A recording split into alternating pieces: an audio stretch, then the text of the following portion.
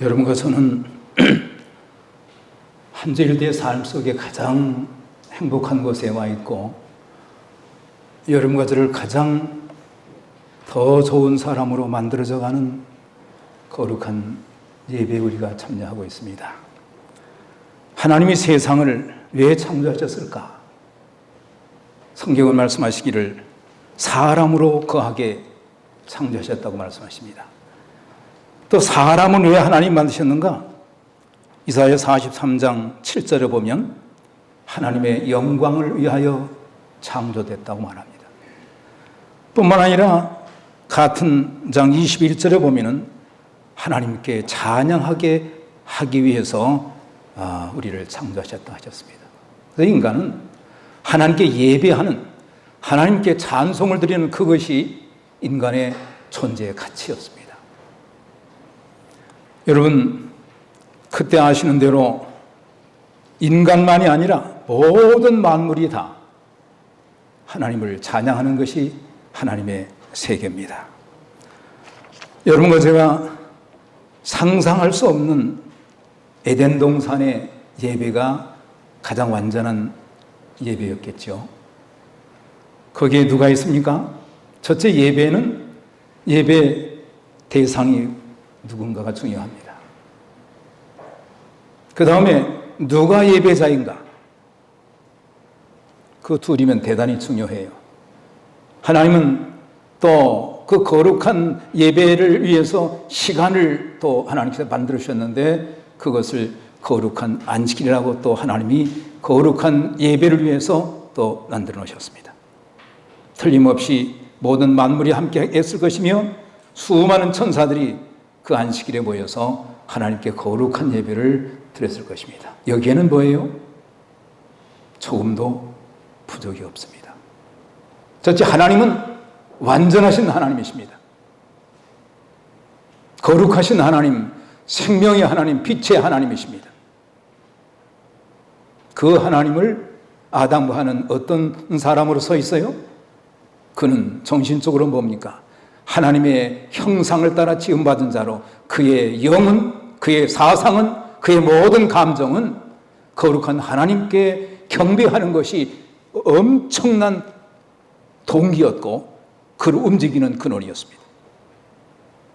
그는 조금도 육신적으로 모자라지 않았습니다. 그의 모든 자태나 그 육신 전체가 모두가 다 하나님께 예배하기에 모두 다 최선의 그러한 상태였습니다. 건강한 두 부부, 또 안식일 얼마나 거룩했을까요? 거룩한 안식일. 타락한 다음에 다 망가졌습니다. 우리가 바라보는 하나님이 대치됐어요. 그래서 뭘 바라봐요? 다 하나님 아닌 것을 우리가 의지하고 삽니다. 여러분, 예배 드리는 목적이 무엇입니까? 하나님께서 예배 드려라, 잘 들으냐 안 들으냐, 이것을 하나님은 점검하시는 분이 아니죠. 하나님께서 우리에게 원하시는 것마다 다 누구를 위하지요? 우리를 위한 것입니다. 우리가 하나님께 예배 드리는 것은 바라보는 대상이 하나님, 그럴 때 온전하시고 거룩하신 하나님을 닮아가는 인격으로 우리의 인격이 끊임없이 향상하기 때문에 소중한 것입니다. 타락이란 바라보는 대상을 바꿔버린 거예요. 그래서 하나님께서 우상 숭배를 철저하게 하나님께서 용납하지 않는 이유는 그를 바라보는 자는 그를 바라보는 만큼의 영향을 받습니다. 아무것도 아닌 우상을 바라보고 경배하는 자는 그러한 인격이 되기 때문입니다. 그래서 하나님께서는 아담과 하와를 통해서 가장 완전한 행복, 하나님 말씀하시기를 하나님 예수 그리스도는 은혜와 진리가 충만하고 빛과 생명이 충만하신 분, 바로 에덴 동산에서 우리의 예배였습니다. 지금 여러분과 제가 가지고 있는 모든 것 다 아니죠. 어둡고 잘못된 환경, 내 잘못된 내 정신, 내 사상, 모든 것들 다 아닙니다. 아니에요. 우리 원래 이 원래의 예배, 거기에 우리 어떻게 영적 예배를 드릴 수 있을까? 내가 어떻게 영적 예배자가 될 것인가? 하나님께서 기뻐 받으시는 사한 제물이 될 것인가? 그러니 여러분, 하나님께서 우리 예배를 받으실 만할까요? 타락한 다음에 인류 역사는 끊임없이 이 예배의 회복의 역사였습니다. 창세기 4장에 가면은 가인과 아벨이 하나님께 예배를 드리는데 하나님께서는 더 나은 제사를 드리는 아벨의 예배는 받습니다만 가인이 받지 않습니다. 아니에요. 하나님 아닌 것, 그것이 예배의 대상이 될 때 안 되는 것입니다. 아벨과 가인의 예배에서 하나님께서 가인의 예배를 그런 예배는 아니야. 그래서 끝까지 노하신 이유가 뭘까요? 하나님이 아벨의 제물은 받고 가인의 제물을 안 받았기 때문에 가인이 아주 속상해서 자기 동생을 죽였나요? 선뜻 그렇게 생각하지만 그게 아니고, 그렇게 참 하나님이 아닌 잘못된 대상을 섬기는 자가 그 대상으로 해서 꼴쥐어드는 인간은 그런 살인자가 된다는 사실입니다. 그런 인격자가 된다는 거예요. 그게 거절인 것입니다. 내가 누구냐? 어떠한 존재가 되느냐? 거룩하신 하나님을 바라보고 하나님에 의해서 꼴쥐어진 그 인격을 가진 사람, 바로 예배는 우리를 그렇게 만드는 것입니다. 가인과 아벨이 더 나은 제사를, 또 이스라엘 민족들이 애굽 땅에서 노예로 있을 때 하나님께서 모세를 보내셔서 바로에게 내 백성 보내라. 왜? 광야에서 내게 예배 드려야 된다. 다 부르신 것은 하나님께 대한 예배를 위하여 부르신 것입니다.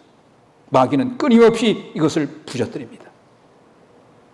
아는 대로 이스라엘 민족들이 애굽 땅에 사는 동안에 참 하나님이 아닌 잘못된 예배의 대상을 그렇게 많이 습관적으로 가지고 있었기 때문에 40년의 광야 동안에 끊임없이 시험 속에 하나님을 거절하는 엄청난 문제를 일으킨 것이 바로 그 대상이 잘못된 것입니다. 특별히 예수님께서 광야에서 마귀에게 시험을 받으실 때 마귀가 최종적으로 한 마지막 시험은 뭐였어요? 나를 뭐하라?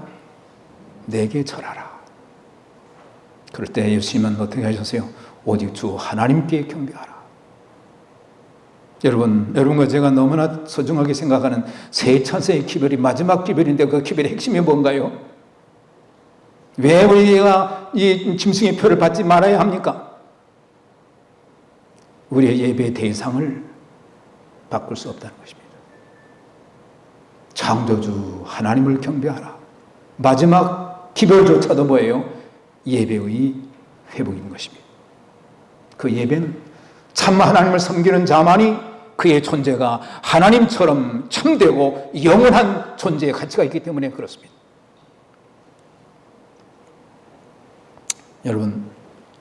여러분과 제가 예배자로 왔는데 정말 하나님께서 받으시는 영적 예배자인가? 하나님께서 기꺼이 받으시는 그 참 예배자가 나인가? 하나님께서 이런 것을 보시면서 기쁘게 우리를 맞이하시고 우리 때문에 영광 받으시는가? 종종 아픈 이야기들을 좀 씁니다. 제가 또 광주에서 목회를 할 때 집사님들과 어떤 집을 방문하게 됐는데 한 집사님이 쳐들어 목사님 이제 저 집 그만 가세요. 가야 아무 효과 없습니다. 왜요? 잘 나오다가 안 나왔어요. 예. 왜 이제는 안 갑니까? 그랬더니 그래요. 어렵게 사는 분에게 교회에서 많이 도와줬답니다. 이불도 사다 주고 양식도 많이 갖다 주고. 근데 교회를 잘 나왔대요. 근데 언젠가 안 나와서 찾아가서 물어봤더니 왜 안 나오십니까? 그랬더니 답이 그만큼 나가주었으면 되잖아요. 그만큼 나한테 도와줬으니까 이만큼 나아줬으면 되지요. 혹시 우리가 하나님, 내가 예배 드려드립니다. 내가 헌금 드립니다. 이런 거 하나님 됐지요? 그게 예배일 수가 있을까요? 아닙니다. 여기 그림에서 보시면 예수님께서 니고데모를 만나십니다. 여러분, 니고데모는 누구죠? 당시 유대의 최고의 학자, 산헤드린 70명의 회원 가운데 한 명이었고 율법학자요 바리새인입니다. 그러면 적어도 그는 이 세상에 존재하는 어떤 사람보다도 하나님께 예배 드리는 그 일의 전문가입니다. 그렇죠? 전문가예요. 그 예배의 전문가를 우리 주님께서 만드신 다음에 네가 하는 모든 예배는 사실은 뭐다? 아니다. 아니다. 니고데모가 이해할 수 없어서 아주 곤란합니다. 그때 예수님께서 니고데모에게 네가 유대인의 선생이면서 그거 몰라.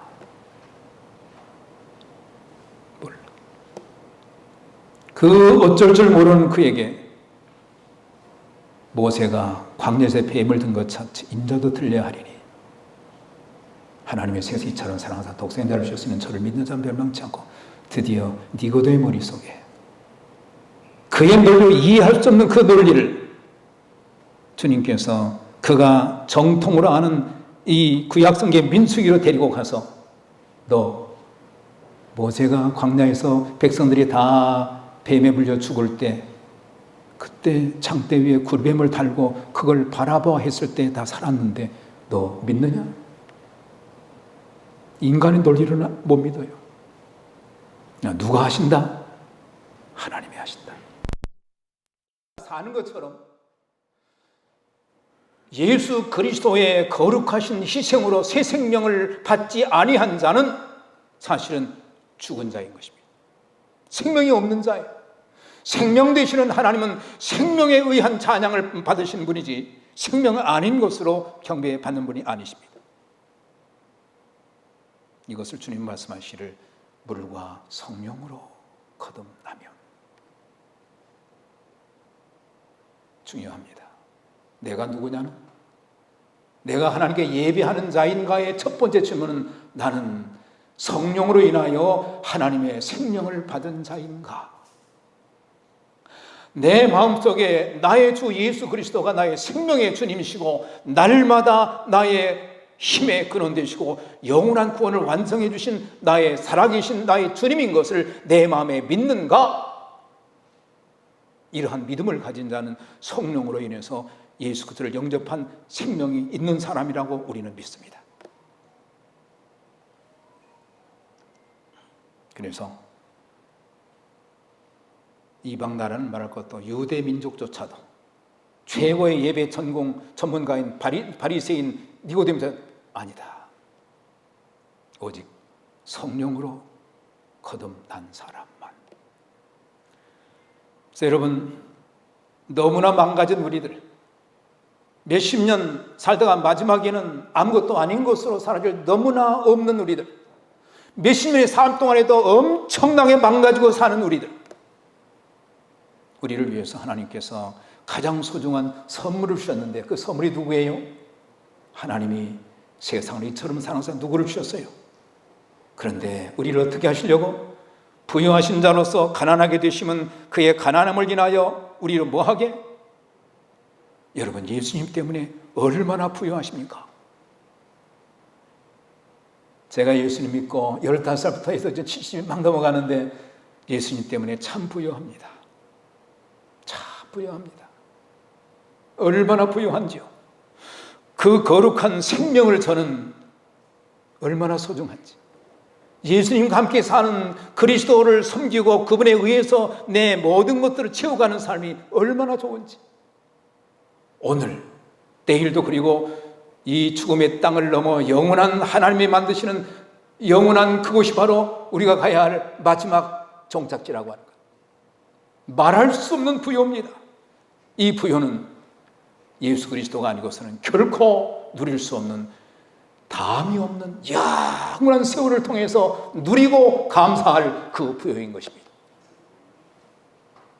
이 부요를 위해서 우리 예수님이 세상에 오셨습니다.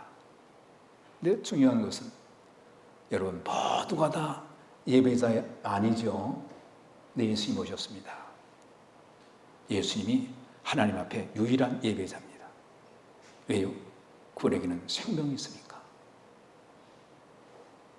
예수님은 시작이 뭔가요? 요한복음 1장 보면 사람의 뜻으로 남편에 의해서 아니고 영으로 잉태된 자니. 그래서 예수님의 시작은 똑같은 우리의 몸이지만 예수님의 시작은 성령으로 잉태된 생명의 시작이었습니다. 그래서 예수님과 우리의 차이점입니다. 그래서 예수님도 우리를 향해서 너 죽을 생명이 성령으로 거듭나면 생명의 사람이 돼요. 이게 하나님의 세계죠. 예수님이 출생하실 때 성령이 잉태되어서 시작하시는데, 여러분, 예수님의 생애는 시작에서부터 끝까지 모두가 성령으로 합니다. 예수님께서 잉태되시고 성장하시죠. 출생하시면 성장하실 때도 12살 됐을 때 그때를 묘사한 화이번의 글에 보면 사람들이 12살 먹은 예수 그리스도의 삶에 성령의 임하심을 그들은 목격했다. 그랬습니다. 성장했습니다. 예수님이 침례를 받으십니다. 아시는 대로 성령께서 황금 비둘기의 모습으로 내려옵니다. 여러분, 그림에 하얀 비둘기가 내려오는 것으로 많이 나오죠. 그런데 그 치대의 서망 보면은 황금빛의 찬란한 그러한 비둘기로 내려옵니다. 성령의 충만함을 받고 그는 드디어 공생애로 들어가는데, 그러기 전에 침례 받은 다음에 어디로 가세요? 마태복음 4장 1절 보면은 성령에게 이끌려 광야로 가십니다. 여러분, 광야에서 뭐 하셨습니까? 금식하시면서 뭐 하셨어요? 그가 이 땅에 오신 사명을 더 깊이 점검하고 그것을 이제 자기 자신을 분기시키기 위하여 자기를 준비하는 기간이었다고 말씀하십니다. 그리고 마귀를 만납니다. 기도와 말씀으로 성령에 충만한 예수 그리스도는 마귀를 완전히 이겼습니다. 예수님 오시기까지 아담 때로부터 4,000년 동안에 최초로 마귀가 패배하게 된 현장이 바로 거기였습니다. 성령으로 된 사람, 성령의 인도 속에 된 사람, 성령에 의해서 말씀과 기도가 충만한 사람만이 죽음의 왕을 물리칠 수가 있는 것입니다. 성령의 사람이 바로 예수 그리스도였습니다. 십자가를 통해서 예수님이 부활하십니다. 여러분, 예수님이 부활하실 때 잘 보십시다. 예수를 죽은 자 가운데 살리신 이의 영이, 예수님이 부활이, 예수님이 돌아가실 때는 완전히 창에 찢긴 우리와 똑같은 죽을 육신이었지만 그가 무덤에서 사흘 만에 부활하실 때는 성령에 의한 썩지 아니할 몸으로의 변, 이것이 바로 성령 하나님께서 예수님을 마리아 뱃속에서 잉태하셔서부터 드디어 완전한 몸까지도 완전하게 만드신 성령의 작품이었습니다. 예수님은 창조되신 성령의 작품입니다. 생명의 충만한 자, 오직 하나님만을 경배의 대상으로 섬기는 그러한 사람, 능력을 받아서 이 땅에 그가 이루셔야 할 거룩한 사명을 끝까지 완수하시는 사람, 이 사람을 끝내는 썩지 않은 몸을 부활시킨 다음에 여기까지가 예수님을 생명의 사람, 예배자로 만드시는 성령의 역할이었습니다.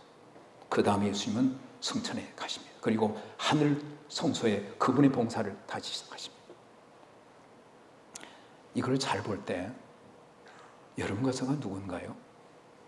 그 예수님을, 인간 예수, 아주 열악한 환경에 태어나신 그 예수를 시작으로부터 완전한 마지막 몸까지 영광의 몸으로 바꾸신 그 작업을 하셨던 그 성령께서 여러분과 저도 그렇게 만드시다는 사실입니다. 이것이 여러분과 제가 알아야 할 성령의 하시는 일입니다. 성령 하나님께서 이 땅에 오실 때 이 선물을 저는 두 번째 선물이라고 생각합니다.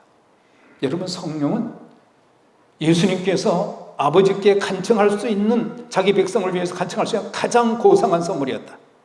성령은 갱생시키는 주선자로서 주시는 바 되었으며 이분이 없이는 그리스도의 희생이 아무 소용도 없을 것이다. 여러분, 성령이 얼마나 우리에게 중요한 선물일까요? 여기 글이 참 좋죠. 예수님 말씀하시니 너희가 뭐 할지라도 악할지라도 좋은 것으로 자식에게 줄 줄 알거든 하물며 너희 천국에서 구하는 자에게 성령을 주지 않겠느냐. 하물며.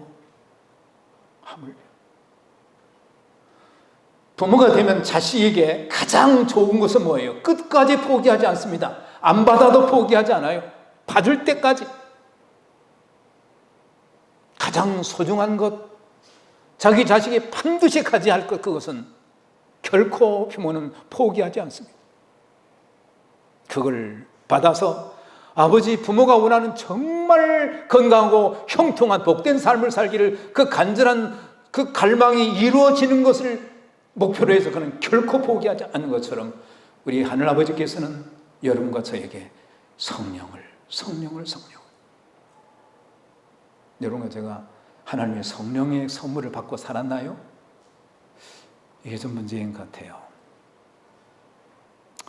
이 이야기를 드릴까요? 제가 어떤 책에서 본 이야기인데, 여러분, 예수님이 마지막 다락방에서 아주 긴 시간 제자들에게 많은 말씀하실 때 제자들이 예수님 하신 말씀 가운데 이해가 잘 안 됐습니다.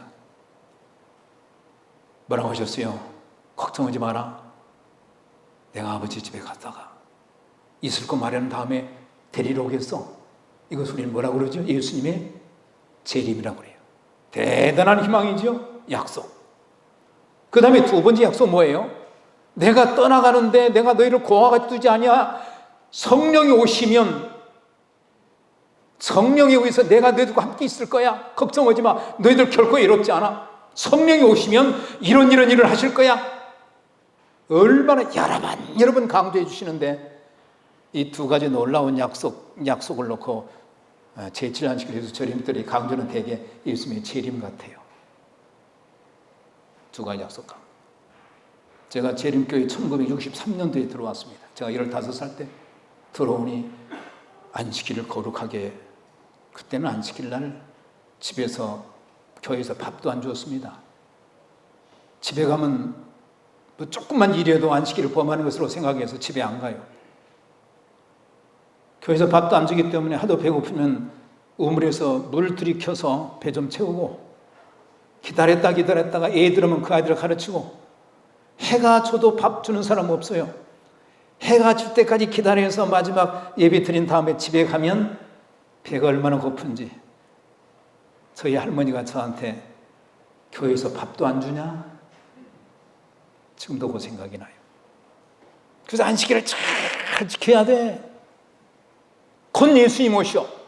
안식일을 잘 지키기 위해서 내가 철저하게 잘 살아야 하고, 환난을 건너서 예수님 만나야 돼. 예수님 곧 오시는 예수님의 재림의 약속이 얼마나 강조됐는지.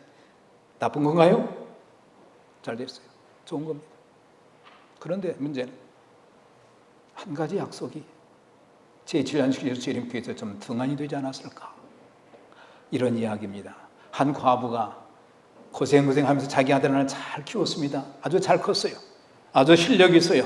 미국으로 이제 직장 잡아서 갑니다. 아주 좋은 직장 잡아가요. 네 어머니가 이제 홀로 되겠지요. 우리 아들이 그럽니다. 어머니, 내가 미국 가서 내가 잘만 잡히고 제대로 되면 제가 꼭 와서 어머니 모시고 비행기 타고 미국으로 모셔서 아주 잘 살게요. 어머니, 틀림없이 제가 옵니다. 꼭 기다리고 계세요. 그랬어요. 대단한 약속이지요. 두 번째, 엄마, 내가 가면 반드시 매달 내가 생활비원이 될 테니까 그거 정말 잘 쓰셔야 돼요. 건강하셔야 돼요. 중요하죠. 그래서 그 약속을 아들이 두 가지를 엄마한테 단단히 해드린 다음에 드디어 미국으로 떠났습니다. 한참 세월이 지나서요, 어느 날 그 아들 친구가 길에서 이 어머니를 만났습니다. 근데 놀랍게도 어머니 모습이 아주 취해고 아주 병색이 짙고 뭔가 아주 잘못되었어요. 그래서, 아니 어머니, 아들이 뭐 안 보내줘요, 생활비? 우리 아들이 미국 가가지고 돈은 안 벌고 미국 사람들 친구들을 많이 사귀는가 봐. 그래갖고 한 달에 한 번씩 오는데 맨 그 사진만 많이 와, 미국 사람들 사진만. 그래요. 왜 그랬을까 의아하면서 하여간 그 아들 친구가 먹을 것을 많이 사서 어머니를 모시고 집에 가서 잘 해드린 다음에 어머니, 아들이 보낸 사진 좀 봅시다. 그때 어머니가 따라오라고 그러면서 한 방에 갔더니 이 벽에다가 커튼을 쳐놓는데 커튼을 쫙 펼치면서 우리 아들이 보내준 우리 아들의 친구 사진이 한 장도 잃으면 안 되니까 온 것마다 자기가 풀로 다 붙여놨어요. 한 벽이 전체가 미국 사람 사진으로 가득 찼어요. 이 친구가 가만히 보다가 뭐 봐요? 어머니, 이거요? 달러야, 달러.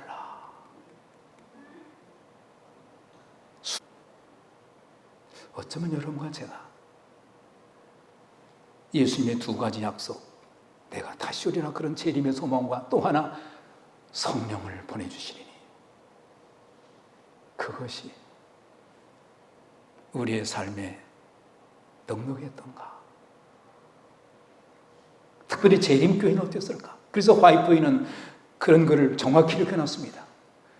성령의 역사를 중시하기 아니하고 성령의 임하심을 간절히 원하지 않은 그런 집단에게는 영적 쇠퇴와 죽음이 있다.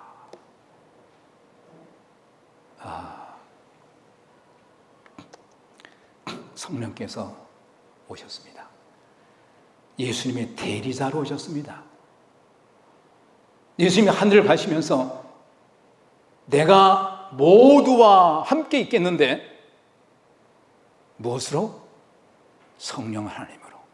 성령 하나님이 계시는 자마다 그 속에 누가 계신다? 내가 있느니라. 하나님만이 하실 수 있는, 우리와 함께 하시는 방법입니다. 예수님께서 말씀하시기를 성령이 오시면 너희 안에 거하시는데 너의 몸이 성령의 전이 될 것이다. 우리 몸을 어떻게 만드시는 거예요? 성령이 거하시는 거룩한 몸으로 만드십니다. 우리는 영적 삶이 우리 영만 깨끗한 것이 아니에요. 내 존재 전체가 건강한 것이 하나님께 영광입니다. 내 몸이 거룩한 은혜 속에 끊임없이 내 사상과 내 몸이 그 속에 만들어지는 것이 성령의 하시는 일입니다. 뿐만 아니라 중요한 것은 예수님이 이 땅에 오셔서 우리를 위해서 이루신 거룩한 구원의 희생 전체가 다 이뤘다고 하신 그것이 성령이 아니면 우리 모두에게 전혀 다 효과가 없다는 사실입니다. 성령 하나님께서만이 예수님이 이루신 거룩한 구원의 역사가 우리 속에 실체화된다는 사실입니다. 그래서 성령의 역사 없이는 하나님의 모든 일은 다 무용지물이 될 수 있다는 사실입니다. 오직 하나님의 성령에 의해서만 그렇게 됩니다. 인간의 마음이 하늘에 속한 일에 끊임없이 변화를 입는 그 거룩한 품성의 변화도 오직 성령에 의해서만 되는 것입니다. 그리고 더 중요한 것은 우리로 하여금 예수 그리스도의 모습을 닮아 그리스도의 장성함을 끊임없이 영적 성장을 이루게 하시는 분이 바로 성령 하나님이라는 사실입니다. 여러분, 성령 충만한 삶을 위해서 어떻게 하고 계십니까? 성령께서 여러분과 제 삶에 어떤 변화를 일으키고 있습니까? 매일 성령의 침례를 받으라. 이해되시는가요? 예수님의 삶을 봅시다. 예수님은 끊임없이 성령의 인도를 따라서 합니다. 성령은 예수 그리스도를 말씀과 기도에 충만한 삶으로 만들어 가셨습니다. 끊임없이 예수 그리스도는 그 거룩한 영으로 육을 이기는 사람이었습니다. 중요해요. 매일의 성령 침례를 받으라. 그러기 전에 여러분 로마서를 좀 연구 많이 하셨죠? 로마서에 보면은 사도 바울이 몇 부류의 사람들을 그렇게 말해놓고 있습니다. 우리가 오늘 본문 주제로 로마서 12장 1절에 있죠. 너희 몸을 거룩한 산 제사로 드려. 그러죠? 뭔 화라? 영적 예배를 드리는 자가. 그런데 사도 바울이 로마서를 펼치면서 뭐예요? 로마서 1장 18절부터 모두가 망가지고 그래서 하나님께서 포기할 수밖에 없는 사람들의 이야기가 나옵니다. 의인은 하나도 없나니 다 치우쳐 한 가지로 무익하게 되고, 와, 죽음의 세계입니다. 썩어가는 세계. 하나님께 예배자에 전혀 해당이 없어요. 유대인들, 너희도 마찬가지야. 그 다음에 7장, 8장에 특별히 가면 7장이 뭔가요? 그리스도인이지만 내가 좀 이렇게 선하게 살고 싶은데 내 본성이 안 돼. 오라. 그런 갈등, 내가 좀 잘해보려고 하면 안 되는 그 악한 본성과 죽으라고 싸우는 사람들의 이야기, 그것도 아니고 8장에서 육신이 연약하여 할 수 없는 것을 성령은 하시나니, 데드로노마 8장에서 하나님의 성령에 의해서 지배되고 성령에 의해서 인도받는 사람만이 뭐예요? 영의 사람이요, 육의 모든 악한 것을 넉넉하게 떨쳐버리고 하나님의 거룩함 속에 하나님의 예배자로 될 수 있다는 사실입니다. 오직 누구로만? 성령으로만. 그래서 여러분, 예수 그리스도를 닮는 사람, 어떤 사람이 저를 깜짝 놀라게 해요. 어떤 교회를 좀 갔는데 어떤 교인이 대단히 힘들어해요. 그 지도자 때문에. 왜 힘드냐 그러니까 이 투자는 자기가 지금 성령 받은 사람이기 때문에 내가 말하는 것이 다야. 그래서 교인들이 조금 그거 아닙니다 하고 좀 불평하면 성령 받은 사람은 불평해. 이게 내가 좀 헷갈려요. 성령 받은 사람, 성령의 사람은 예수 그리스도를 닮는 사람입니다. 그 거룩한 사랑, 은혜에 충만하신 분, 끊임없이 죽는 생명을 일으키시는 분, 망가진 것을 고치시는 분, 절망 속에 있는 자에게 빛으로, 희망으로, 생명의 충만함, 은혜의 충만함으로 끊임없이 인간을 영육간에 복되게 하시는 예수 그리스도, 그분을 닮아가게 만드는 것이 바로 성령의 일이라는 사실입니다. 여러분 잘 보십시다. 여러분과 저는 성령에 의해서 사실은 여기까지 살아왔어요. 충만하지는 못해서, 그러나 하나님은 포기하지 아니하시고 끊임없이 여러분과 저에게 성령을 보내신 것입니다. 그래서 어떤 사람은 성령에 의해서 성령도 모른 채 살아가지만 그래서 성령께서 함께 해주시고, 또 성령이 산다고 하지만은 좀 모자라요. 뭔가 성령으로 뭐가 되는 것 같은데 여전히 충만치 못해요. 그래서 주님, 사도 바울은 성령의 충만함을 받으라. 충만함을 받으라. 여러분, 여러분과 저의 삶에서 언제 어떻게 성령의 충만함을 받는가? 날마다 하루 종일 성령의 인도하심에 충만하게 살고 잘된 거예요. 그럼에도 실제적으로 나를 성령의 충만을 받는 실제적인 시간과 장소가 있어야 하는 것입니다. 왜요? 예수님이 그렇게 사셨습니다. 마가복음 2장 보면 예수님께서는 비명에 일어나 산에 들어가서 많이 기도하십니다. 이것을 엘렌 지 화이트는 예수님께서 아침마다 성령의 새로운 침례를 받으시는 것이었다 그랬습니다. 그는 매일 아침 여러 시간 동안 아버지와 교통하심으로 하늘의 빛을 사람에게 나눠줄 준비를 하셨어요. 주님께서는 매일 아침 이른 시간에 일어나서서 다른 사람과 나눠주기 위하여 자기의 심령과 입술에 은혜의 기름을 바르셨고, 그분은 하늘 조성으로부터 새로운 말씀을 직접 받으셨는데 그 말씀은 피곤하고 학대를 받는 자들에게 하실 경우에 합당한 말씀이었다. 그래서 다 받았습니다. 예수님의 이 요한복음의 효험가들이 깜짝 놀란 게 있어요. 거기에 보면은 한국 성경은 그렇게 번역이 안 된 것 같은데 영어 성경은 재밌습니다. God commands him what to do, how to do. 이게 무슨 말인 거니? 하나님께서는 예수님에게 무엇을 할 것인가와 어떻게 할 것인가를 구체적으로 말씀해 주셨다는.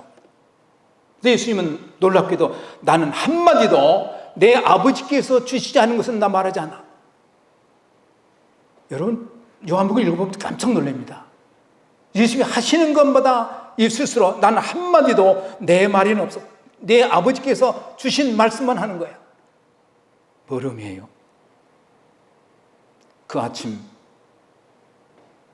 그 정한 장소에서 주님이 기도하시면서 아버지 하나님과 대면하시면서 성령의 감동 속에서 완전히 하나가 되시면서 하루에 해야 할 일 충분히 협의하고 성령의 충만한 그 능력을 받아서 하루 일을 주님 뜻대로 맞춰 가셨습니다. 이것이 예수님의 생애였어요.